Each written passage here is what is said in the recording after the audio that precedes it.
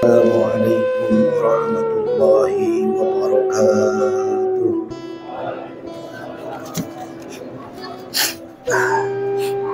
Alhamdulillah, alhamdulillahi haqqa hamdih, wassalatu wassalamu ala khairi khalqih, sayyidina Muhammadin nabiyyihi wa abdihi wa ala alihi wa sahbihi min ba'dih. Amma ba'du fa ya ibadallah, usikum wa nafsi bitaqwallahi faqad fazal muttaqun.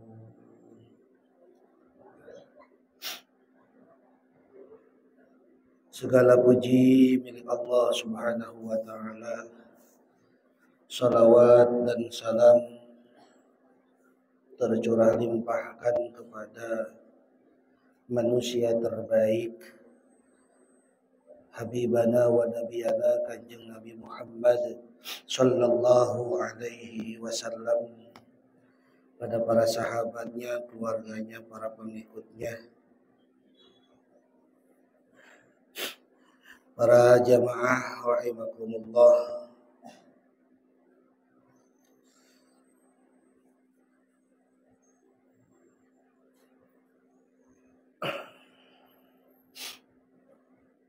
Pada bab yang selanjutnya masih dalam tarkul ma'asi atau tarkul manahi, meninggalkan hal-hal yang dilarang oleh Allah Subhanahu wa taala. Salah satunya adalah menjaga lisan kita dari perbuatan-perbuatan yang dilarang oleh Allah Subhanahu wa taala. Dari mulai dilarangnya lisan untuk berkata bohong, kemudian mengingkari janji. Yang ketiga, qala al-mu'allif rahimahullahu ta'ala wa nafa'na bihi wa bi ulumihi wa bi karamatihi fi darain amin ya rabbal alamin. Wa talithu utawi kang kaping telu iku al-ghibatu ngrasani. Fahfaz mongko ngreksa sira lisanaka ing lisan sira anha saking ghibah. Yang nomor 3 itu adalah ghibah, membicarakan aib orang lain. Maka jagalah lisan kita untuk tidak berghibah. Walaupun ghibah itu enak, Pak. Ghibah itu nikmat. Orang kalau kadung ghibah itu gak mau berhenti. Wal ghibatu utawi ghibah iku asyaddu luwi banget min thalathina zaniyatan tinimbang saking 30 wong kang zina fil islami ing dalam Islam. Kadzalika kaya mengkono kang tinutur warada wis warid utawa teka fil khabari ing dalam hadis. Kedudukan orang ghibah dalam kacamata agama Islam ini selepel dengan 30 orang yang melakukan zina. Zina itu dosa besar. Zina itu termasuk kabair. Tapi ghibah itu dibandingkan dengan 30 dosa atau 30 orang yang melakukan zina. Hati-hati.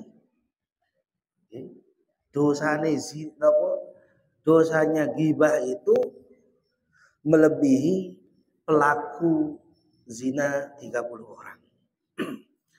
Wa ma'nal ghibatu utawi maknane ghibah iku antadzkura yen to nutur sira insanan ing menungso bima kelawan barang yaqrahu kang sengit sapa insan ing ma. Lau sami'ahu lamun krungu sapa insan ing ma. Fa anta mongko utawi sira iku mugtabun wong kang ngondo zalimun kang nganiaya. Wa in kunta shadiqan senajan ana sira iku shadiqan wong kang temen. Ghibah itu membuka atau membicarakan aib orang lain atau sesuatu yang tidak disukai oleh orang lain jika orang itu mendengar. Membuka aib orang lain atau membicarakan aib orang lain, dan seandainya orang tersebut mendengar, orang itu akan marah. Fa anta mughtabun zalimun. Maka orang yang ghibah itu adalah termasuk orang yang zalim. Orang yang ghibah itu termasuk orang yang zalim. Wa in kunta shadiqan. Walaupun yang kita bicarakan adalah sebuah kenyataan. Contoh misalnya, kita membicarakan orang lain yang memang apa yang kita bicarakan itu adalah fakta.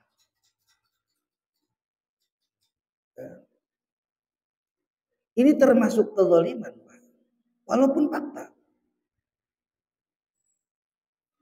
Kadang kan ketika membicarakan fakta itu sampai sumpah-sumpah kita itu. Ya. Wallahi aku orang bohong. Saya nggak bohong.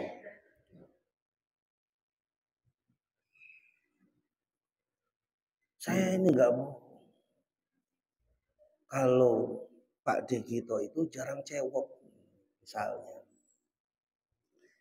Walaupun Pak Degito benar orang yang nggak pernah cewek. Fakta gitu. Silite apa kepet. Double ngentutan, pokoknya ngomongin keburukan orang lain yang sekiranya orang tersebut kalau dengar pasti ngamuk, Pak. Nah, ini termasuk perbuatan yang zalim. Wa iyyaka wa ghibatal qurra ilmu ra'ina. Wa iyyaka lan wudya sira wa ghibatal qurra ing ngrasani wong kang padha ahli maca Quran. Al mura'ina kang padha riya. Wa huwa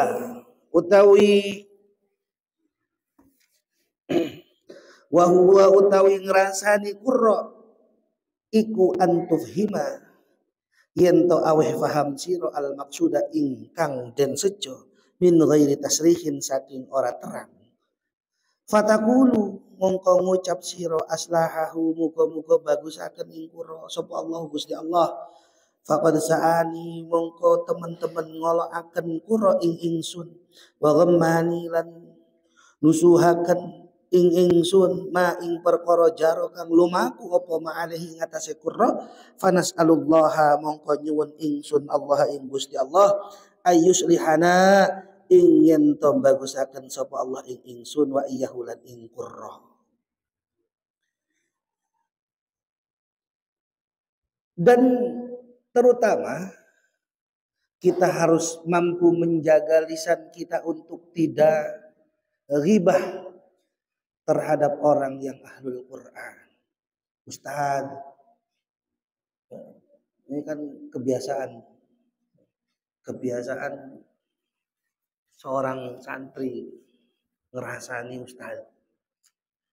Wah, Ustaz ini meriah. Ustaz ini pamer. Ustaz ini sombong. Semoga Allah membuka hidayah kepadanya. Tapi di hadapan orang lain. Tapi di hadapan orang lain.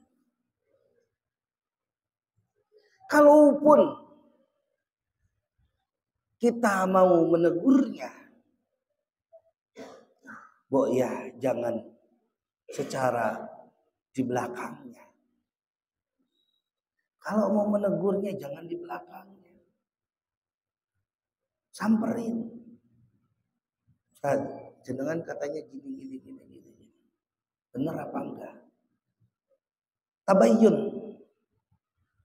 Tabayyun. Itu yang paling bagus. Ini jangan sampai kebiasaan jamaah hobi membicarakan kesalahan guru. Ini yang enggak dibenarkan. Hati-hati, Pak. Yang bukan seorang ustadz saja, ketika kita membicarakan aibnya, itu dosanya seperti 30 pelaku zina. Oh, mana ustadz? Apalagi ustadznya sering diganggu kalau malam jam 3 dibangunin. Istrinya mau lahiran, Pak Ustadz selamat, istri saya mau lahiran. Jam 3, awak mesti gawe. Saya ngerepoti Pak Ustadz selamat. Iya kita yang bikin, giliran mau lahiran ketok-ketok jam 3 loh. Itu juga masih diomongin. Itu juga masih dirasani. Kalau kata orang Jawa. Ini bahaya buat kita, Pak. Karena dalam darahnya seorang ustadz, darahnya seorang ulama itu mengandung racun. Sedikit kita melukai, kita akan terkena racunnya. Jangan sampai melukai, apalagi sampai dengar Pak Ustadz Selamat, Pak Ustadz Hanafi dirasani, hati-hati sampai. Kalau ngerasani saya enggak masalah. Saya bukan ustadz, ya. Saya cuma orang yang dipaksa oleh keadaan. Tapi sampean kalau ngerasani Pak Ustadz Selamat yang memang tiap hari direpoti, ini Pak Ustadz Selamat itu, Pak Ustadz Hanafi itu direpoti tiap hari sama jenengan. Kalau saya kan nggak tiap hari, cuma setiap seminggu sekali, nggak merasa repot. Tapi kalau yang tiap hari jenengan repoti, kok ya masih digituin, hati-hati. Hati-hati banget. Bahkan sambil seakan-akan kita benar gitu loh. Ya Allah, moga-moga panjenengan paling hidayah Pak Ustadz Selamat ben ojo ngamuan misalnya. Aku kok duwe ustadz kok ngamuan. Aku kok duwe ustadz kok kalau ngomong kayak telo. Telo itu enak tapi nyereti. Ya, Pak Ustadz Selamat itu sebentar kalau ngomong udah ngomong nggak ada tedengaling-aling. Sampean jangan mudah tersinggung. Apa yang dikatakan oleh guru kita itu bentuk daripada rasa kasih sayang. Nah, seorang guru itu ketika marahin kita berarti tandanya mereka kasih sayang sama kita. Tapi kok kalau kita sudah didiemin, diantepin, nggak ditegur, malah nggak ke masjid didiemin, nggak ngaji didiemin, itu udah hati-hati. Berarti sudah tidak ada peduli guru kita kepada kita. Ini sudah hati-hati. Kita harus gembira justru kalau guru kita marah sama kita. Wong kula itu ada adat istiadat santri ya, Pak. Kalau sowan masyayikh itu kita suka bilang, "Yai, kula nyuwun dukane nggih. Yai, saya minta dimarahin itu." Adat istiadat seorang santri itu gitu. Datang kepada guru, "Tolong Yai, saya minta dimarahin." Itu gitu, Pak. Wah, ini jangankan kita minta dimarahin aja malah besok saya nggak datang lah. Kenapa? Gurunya ngamuan. Bukan tipikal santri yang handal itu.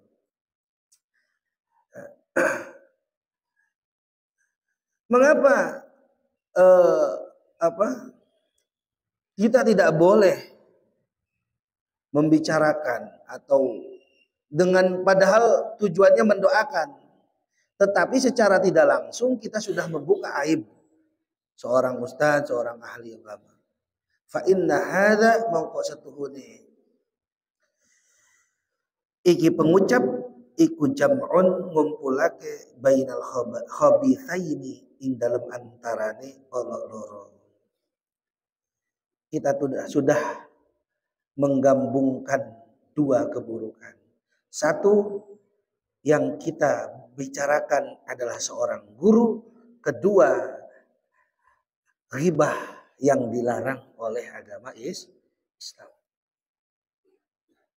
Ahaduhuma yang pertama itu utawi salah suwijine kalau loro iku al ghibatu ngrasani idh hasala krana dadi hasil bihi kelawan ahaduhuma at-tafahumu apa tahumu aweh faham wal akharu utawi kang weneh iku tarakiyatun nafsi bagusaken awake dhewe wasana'u lan ngalem alaiha ing atase awake dhewe bitaharruji kelawan ngrasa dosa wassalahi lan ngrasa bagus. Ini kebalikannya. Kalau ada orang yang sok alim, ada orang yang ini maaf kemarin tadi salah paham ya. Bahwa keterangan yang tadi bahwa kalau ada seorang yang merasa dirinya alim, merasa dirinya pintar, kemudian ya muka-muka si fulan itu dapat hidayah dari Allah Subhanahu wa taala. Ya, yang pertama kita sudah membicarakan aib orang lain. Yang kedua, dengan kita membuka aib orang tersebut, diri kita secara tidak langsung sedang memuji diri kita, membanggakan diri kita. Seakan-akan orang lain penuh dosa, kita adalah orang yang baik. Walakin in kana maksuduka, lamun tetapi ini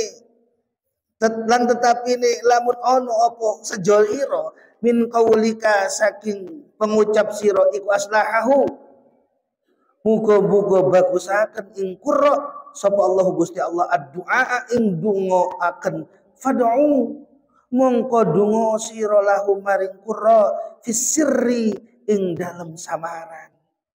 Kalau misalnya kita ingin mendoakan guru kita biar tidak terjerumus pada jurang kemaksiatan, jangan dibacakan di hadapan umum. Cukup kita berdoa di dalam tingkah sepi kita. Ya Allah, kalau misalnya guru saya berkelakuan tidak baik, ya Allah, tolong berikan hidayah kepada beliau. Gitu. Jangan di depan umum, tapi ya muka-muka lah Pak Ustadz ndang mari gitu, nggak bisa. Tetap kita kalaupun misalnya mau mendoakan untuk kebaikan seorang qurra, cukup doakan dalam tingkah sepi, dalam tingkah samar. Wa ini tamam mongko lamun susah sira bisa babihi kelawan sebab qurra fa alamatuhu mongko utawi alamate nusuhaken ing qurra innaka satuhune ira iku la turidu ora harap fadhihatahu ing melehake ing qurra wa idhara aibihi lan tegese nglahirake cacate qurra wa fi idharika lan ing dalem oleh sira nglahiraken al-ghamma ing susah bi aibihi kelawan cacate qurra idhara nglahiraken tadyibihi cacate qurra wa yakfika lan nyukupi ing sira zajiran apa jaziran apane jaziran oleh nyegah anil ghibati saking ngerasani qauluhu ta'ala apa qauluhu ta'ala pengendikane Allah ta'ala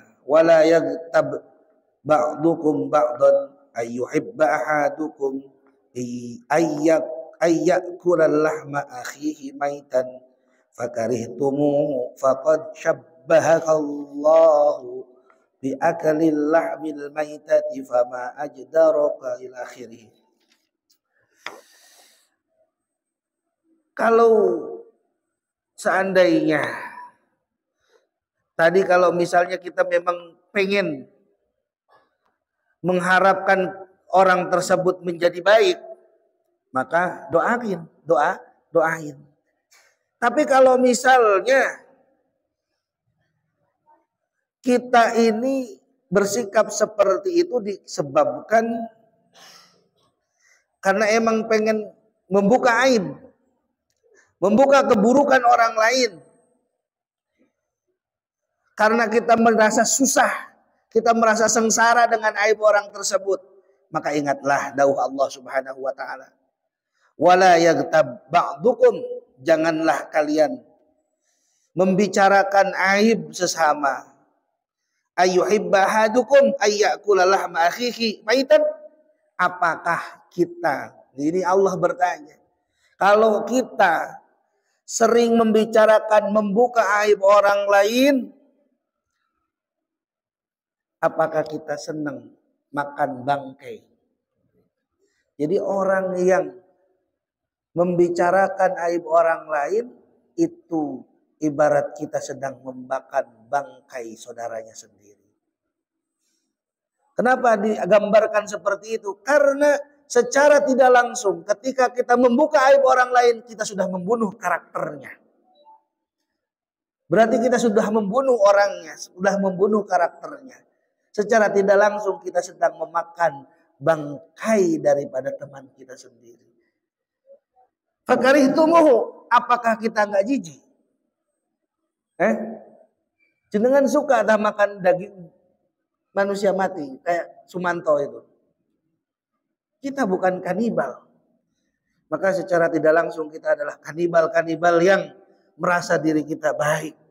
Orang yang ghibah adalah kanibal-kanibal yang merasa dirinya baik. Faqad syabahakallah, faqad. Monggo teman-teman nyerupakan ing sira sapa Allah Gusti Allah bi aklillah mil maitati, dengan memakan daging bangkai. Fama ajdaruka, mongko pas pantes banget ing sira antah tariza apa antah tariza yen kang ngrekso sira bin hasaking ghibah wa yamna'uka lan nyegah ing sira an ghibatil muslimina saking ngrasani wong Islam apa amrun swiji laut tafakkarta, lamun mikir sira fihi ing dalem amru wa huwa utawi amru iku antanzura yen to ningali sira fi nafsika ing dalem awak ira, hal fika apa to ana ing dalem sira aibu apa ana to ing dalem sira apa aibun cacat zahirun kang zahir au batin utawa cacat batin, wa hal anta lan ana to utawi sira iku muqarifu maksiatin nglakoni maksiat sirron halis samar au jahron utawa ngedeng. Ketika kita ingin membicarakan aib orang lain, ketika kita ingin menggunjing orang lain, apalagi menggunjing sesama muslim, seandainya kita berpikir seperti itu, maka kita harus muhasabah diri, Pak. Ketika kita ingin membuka aib orang lain, kita harus bermuhasabah diri. Kalau apakah ada aib di dalam diri kita, baik zahir maupun batin kita? Apakah kita sudah menjadi manusia yang sempurna ketika kita membicarakan orang lain? Ngaca dulu sebelum kita ngomongin aib orang. Jangan sampai ketika kita membicarakan aib orang lain, ternyata diri kita juga sama dengannya. Itu saja. Yang tidak mempunyai aib saja mungkin ya. Mungkin yang tidak mempunyai aib saja tidak diperbolehkan. Apalagi kita mempunyai karakter yang sama. Lebih tidak boleh. Jadi kalau kita mau buka aib orang lain sini begini-begini, ngaca dulu dah. Kita udah jadi benar belum? Kita udah menjadi manusia yang baik apa belum? Kita sudah meninggalkan maksiat atau belum?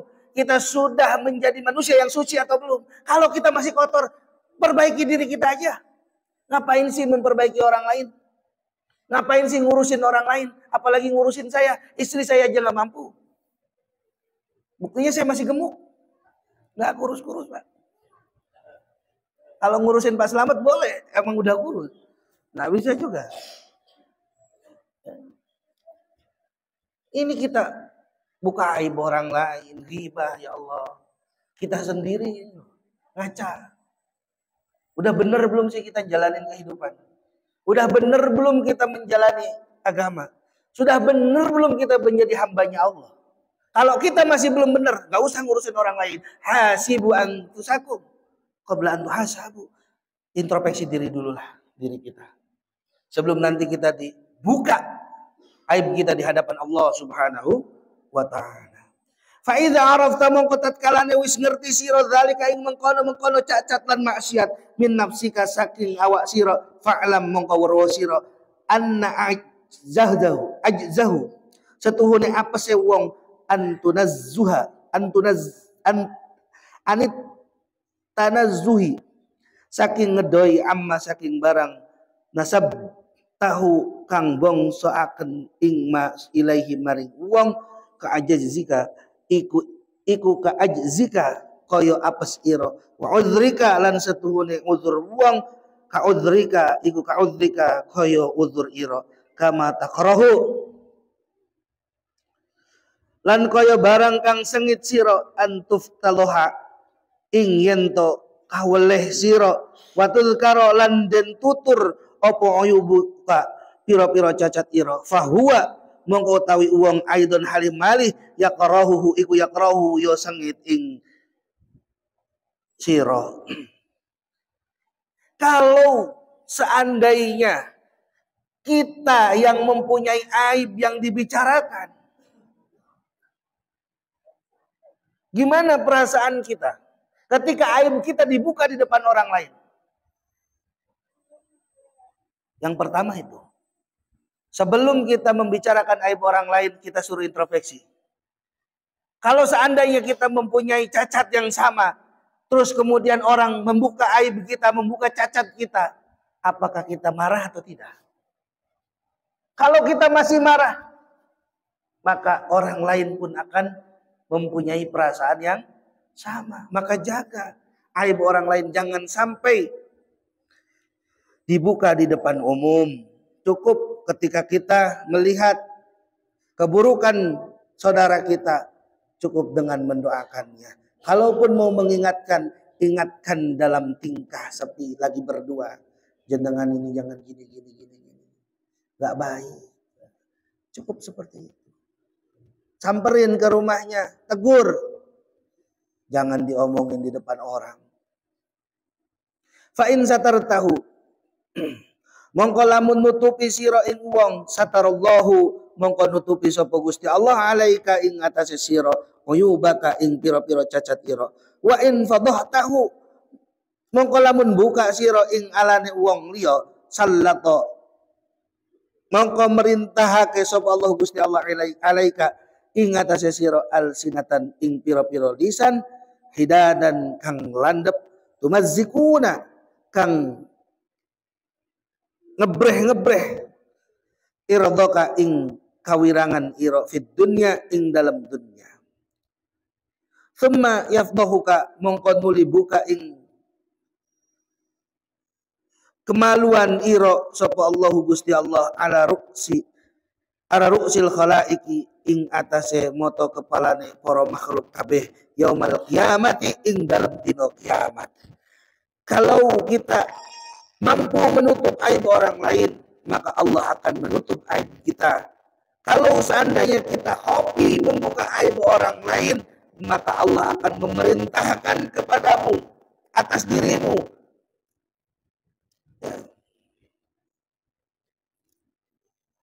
Lisan-lisan yang menyakitkan, yang membuat dirimu malu di dunia.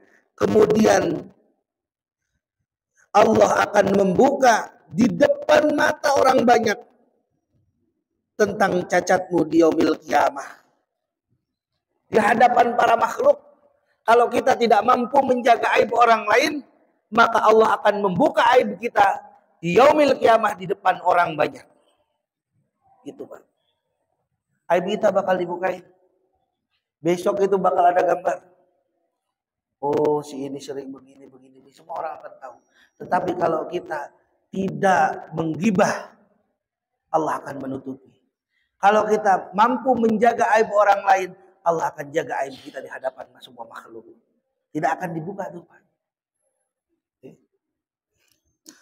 Wa inna dzarta mangqalamun nalar sira ila zahirika maring zahir ira wa batinika lan batin ira falam tattali mongko ora weruh sira fihi ma ing dalam zahir lan batin ira ala aibin ing atase cacat wa naqsin lan kekurangan fi dinin ing dalam agama wala dunyan lan ora weruh ing dalam dunya fa'lam anna jahlaka bi ayyubi nafsika mongko ngerti sira setuhune bodoh ira iku kelawan cacat awak ira akbahu luih ala-alane iku akbahu anwa'il hamaqati luih ala-alane warnane kumprung wala aiba lan ora ana cacat a'dhamu kang luih gede minal hamki ketimbang saking kumprung walau aradallah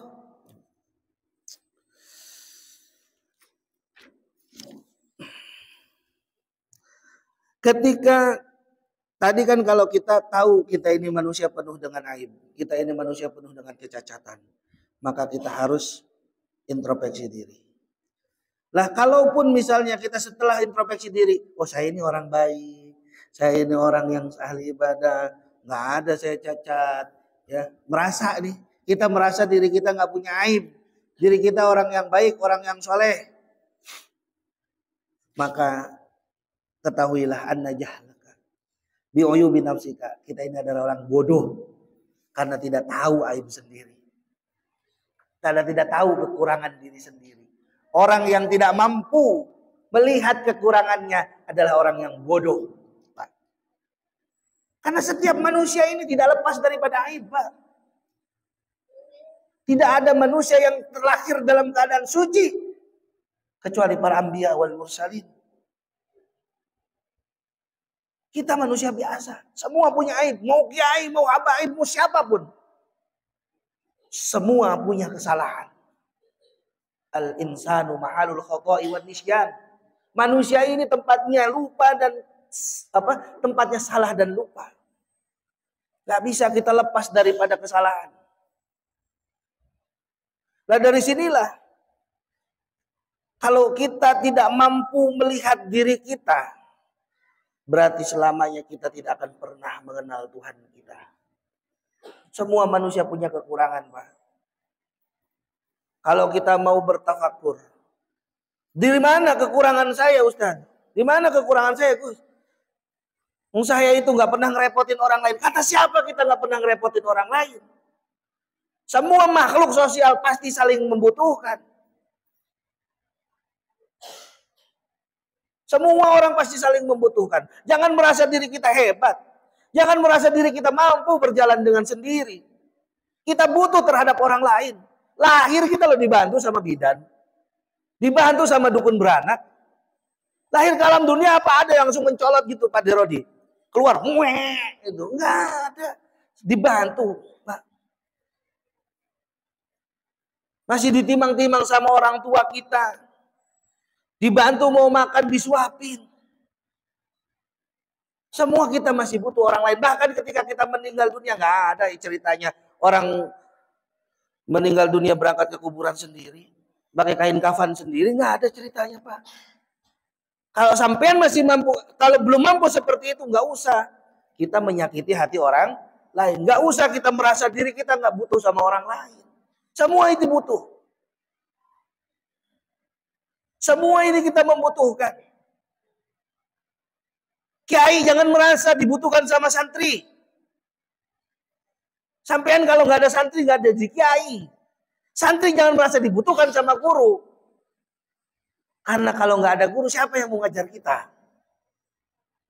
Harus saling menghormati. Imam masjid jangan merasa paling imam. Sampean kalau nggak ada makmum nggak jadi imam. Munfarid sekolah sendiri. Makmum jangan suka ngeledekin imam. Kalau nggak ada imam, siapa yang mau imamin kita? Sholat sendiri-sendiri. Maka saya ada hal yang bisa diambil dari apa yang dibicarakan oleh Gus Baha. Gus Baha itu pernah dahulu begini. Gus Baha itu paling tidak setuju ketika ada kiai yang narget. Misalnya manggil saya misalnya. Terus saya mau maulid. Oh iya, nanti uangnya ditransfer ya. Bang kalau manggil saya 5 juta misalnya begitu. Oke, itu nggak disukai. Tapi paling nggak disukai ada lagi sama Gus Baha itu. Selain daripada ustadz yang sering target, ada yang paling nggak disukai jamaah yang nggak pengertian sama ustadznya. Contoh gini, ustadz dituntut mengimami sholat 5 waktu, tapi perutnya nggak dipikirin sama jamaahnya.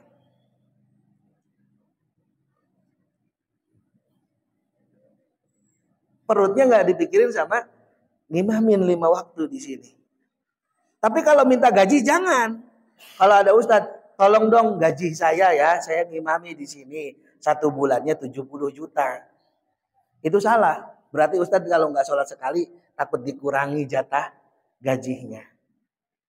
Yang bagus itu seorang santri mengerti keadaan guru, seorang guru jangan pernah meminta kepada seorang santri. Saling mengerti. Dari sini kita ini merasa diri kita ini hebat, sombong, sampai kita ini merasa nggak butuh sama orang lain. Ini perbuatan yang salah, Pak. Kita sering gibah membicarakan aib, masya Allah. Ini harus bisa dihindari. Toh saya juga pun bahkan sering kita membicarakan aib orang lain. Dan kalau kita sudah ngaji seperti ini, rasa-rasanya kalau nggak dipraktekin itu kayak percuma gitu, ngabisin tenaga. Ya kita bareng-bareng, kita sama-sama. Kalau misalnya saya nih sudah mulai membuka aib orang lain, tolong ingatkan. Ingatin. Begitupun kita nanti. Ya, jamaah manaqib Nurul Jannah ini harus bisa seperti itu. Ketika kadang kita suka keceplosan. Kita yang sebagai temannya harus ngingetin. Sudah. Kita udah ngaji, Pak. Kita udah ngaji. Ya, gitu ya. Jamaah rahimakumullah, kesimpulannya bahwa selama kita masih mempunyai aib, ya, selama kita masih mempunyai aib, selama kita belum bisa terhindar dari maksiat dan dosa, jangan sekali-kali kita membuka aib orang lain di hadapan umum. Oke? Itu pesannya.